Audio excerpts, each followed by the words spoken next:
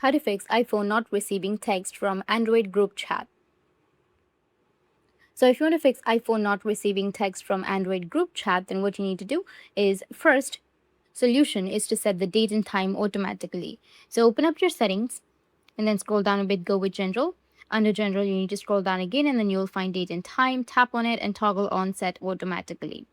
If it's already on, or toggle it off and then turn it on again. The second solution is to enable the subject field in messages. So open up your settings, then scroll down a bit where you'll find the apps section.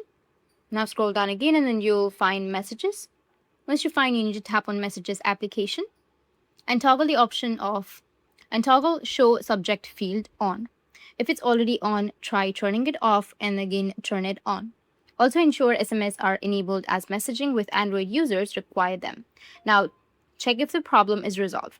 One of these fixes usually works on iPhone group messaging issues. That's it, and if you have any questions, feel free to comment below. Thanks for watching.